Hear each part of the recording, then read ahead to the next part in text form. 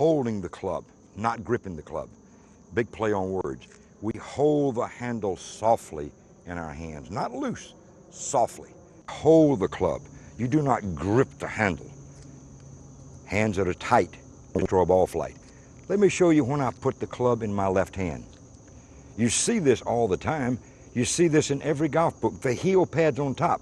We're going to help you with that a little bit because we're going to put a dot on the heel pad. Yeah. Ryan would say, see the dot and improve a lot. You never want to cover this dot unless you are putting. So now we have it in the fingers running diagonally, and all I'm going to do is simply entwine my fingers around. Then as I turn to the front, you will see the V that is formed between my index finger and my thumb will be aligned somewhat either toward my left shoulder, toward my neck area, or toward my right shoulder. From what the golfer should see is the V and the arrow pointing.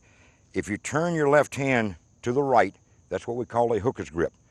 This would be neutral, somewhat toward my chin and my right shoulder. This would be weak, somewhat toward my chin, toward my left shoulder.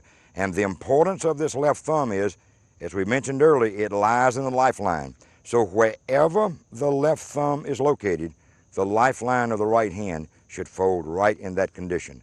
So therefore your hands can work as one unit. Hands control the club face controls the ball.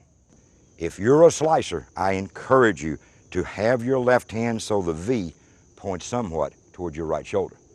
And why that's important is wherever your left thumb is placed on the handle, it's never on top of the club, always slightly to the right of. That's where the lifeline is going to fit right into the thumb of the left hand. That's critically important. We find so many players that are here and they do this. If you're one of those players, your swing becomes very steep. You're going to have a chance to hit that white dot. You don't want to do that. Same condition. You see how this V is lined parallel to this one. There are three types of grips. They are called the interlocking, they are called the overlapping, and they're called the 10-finger. Not the baseball. Baseball is when your thumb's outside, but all 10 fingers on the handle. Regardless of the grip type that you use, the V should point for the correct condition for you as a player. We would prefer you to have a strong grip if you can play that way. We prefer you not to have what we call a slicer's grip. This is a neutral grip. This is a hooker's grip. That allows you to turn the club over. Remember we said the club face is like a revolving door. You must close it to be able to score. Find the grip that's appropriate for you, and here's the kicker. If you don't have your hand on the handle properly, you cannot hinge your wrist. And when you hinge your wrist up, look at the angle of this club. It is not, now watch, if I've got it really weak, wow, that's vertical. If I have it over here, it's diagonal. So try to make the shaft run somewhere between your chin and your right shoulder.